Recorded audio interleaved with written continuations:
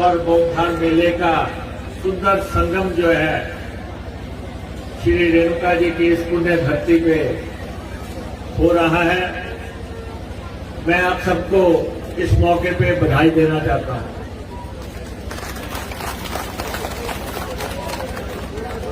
और बहुत ही शानदार नाटी जो है यहां पे आपने प्रस्तुत की और पूरे मेले को आपने जो है रंग भर दिए। विभाग के हमारे अधिकारी, हमारे चीफ इंजीनियर साहब, एसपी साहब, एक्सीएम साहब, मैं उन सबको भी बधाई देना चाहता हूं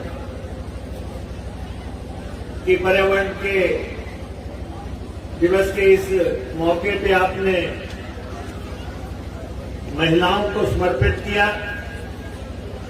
और यहां पे कार्यक्रम किया। आप आजकल देख रहे हैं हिमाचल प्रदेश की नदियों में पानी बह रहा है और पानी भर के ले जा रहे हैं।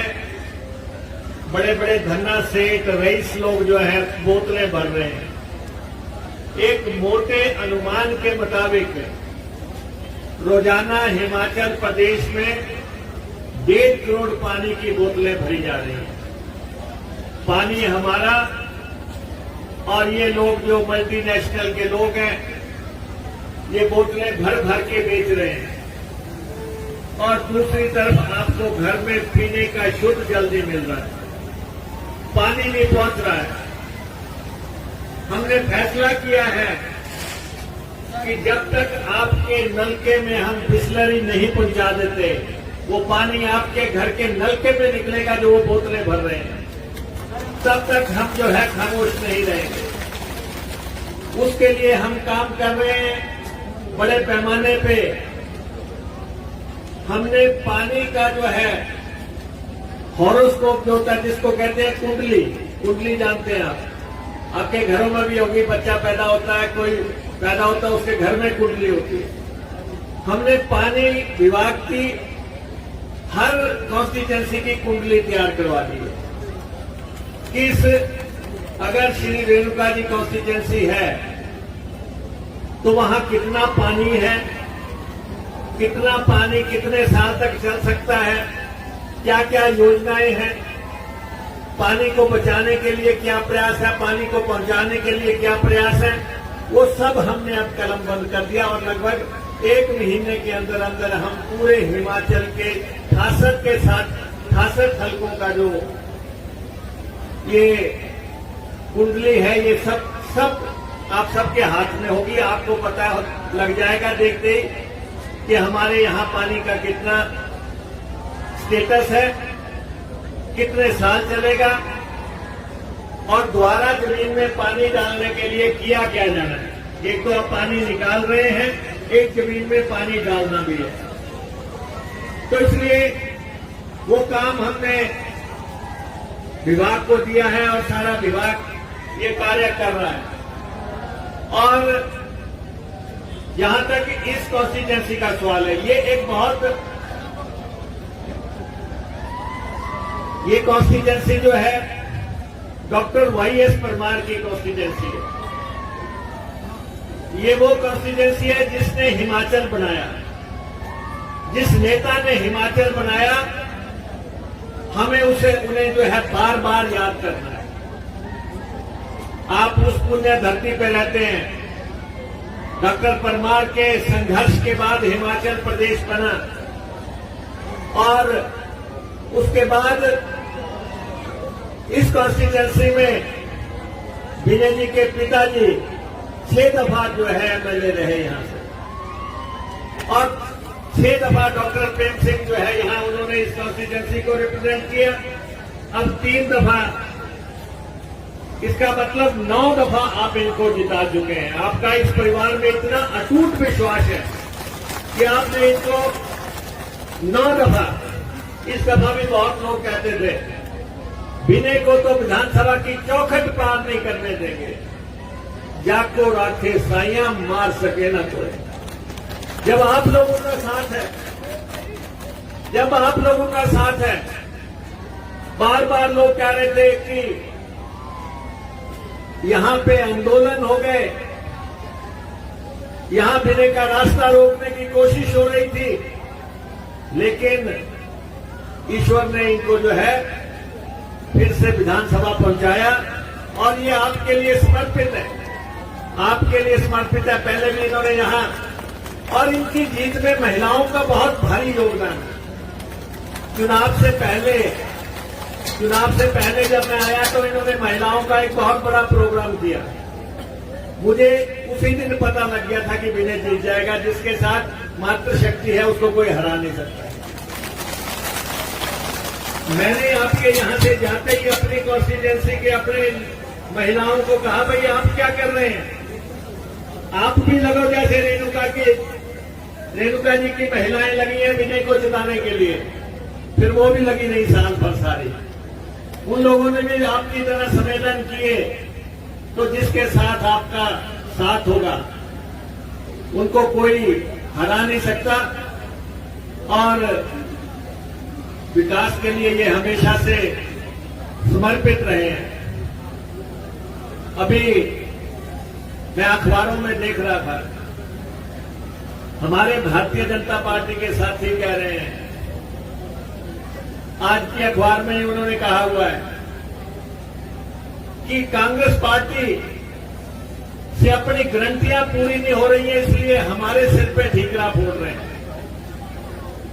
भाई भारतीय जनता पार्टी के नेताओं को यह पता होना चाहिए, उनका ठीकरा तो अभी 6 महीने पहले प्रदेश की जनता ने फोड़ा है।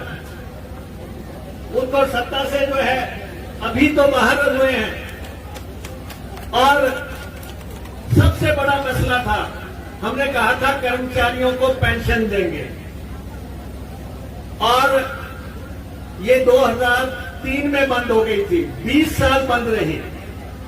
अब हमने प्रदेश के 1,70,000 कर्मचारियों को पेंशन का अधिकार दिया, पेंशन का अधिकार दिया।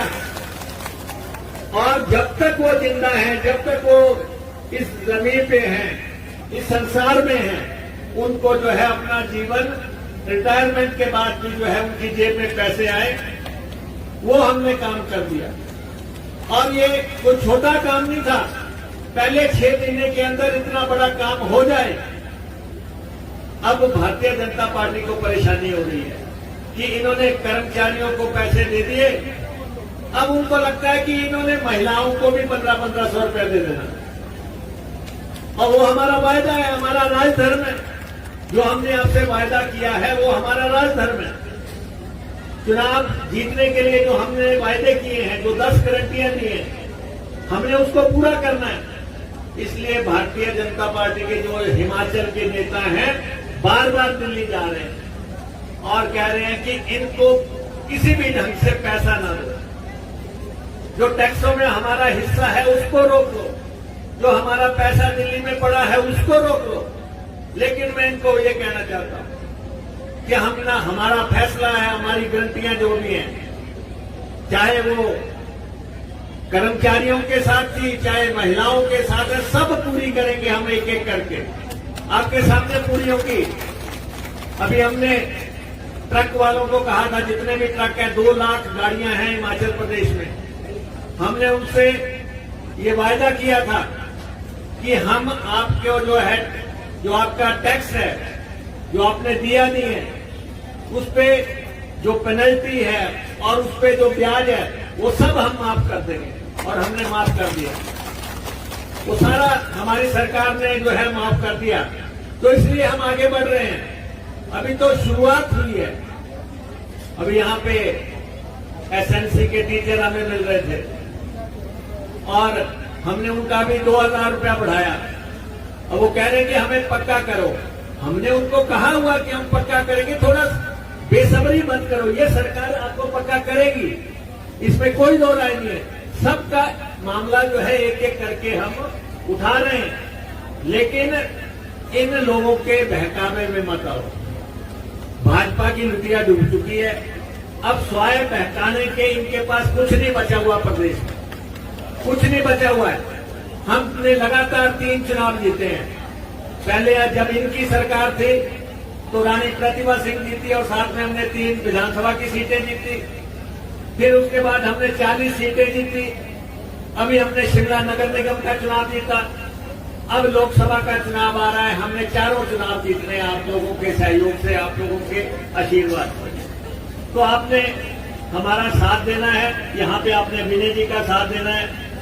बहुत वरिष्ठ नेता है हमारी पार्टी के, और अभी इन्होंने कुछ मसले यहाँ पे रखे। एक तो ये चूड़धार के लिए जो है रोपवे लगाने की बात कर रहे हैं। मैं अभी केंद्रीय मंत्री नितिन गडकरी जी से भी मिलकर आया। इस रोपवे की हमने बात किया और ये हमारी प्राथमिकता सूची में शामिल है। जो हमने पहले 5 रोपवे दिए हैं उसमें हमने ये रोपवे भी दिया है। अभी हमारा शिमला का रोपवे सैंक्शन हो गया है। 1600 करोड़ रुपया लगेगा। शिमला में पूरे शिमला के ऊपर रोपवे चलेगा ट्रांसपोर्ट के लिए। 15 स्टेशन शिमला में बनेंगे। वैसे ही आपके जो है इस रोपवे के लिए हम कोशिश कर रहे हैं और मुझे लगता है कि हमें बहुत जल्दी इसमें सफलता मिलेगी। और जो हमने शुरुआती दौर में जो चयन किया है उसमें ये रोपवे शामिल है।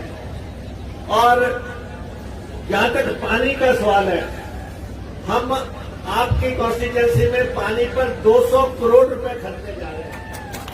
200 करोड़ कोई छोटी राशि नहीं है, जिनमें जो है 150 करोड़ तो पीने के पानी पे खर्च रहे हैं। सुपूंजा स्कीमें इससे बनेंगी।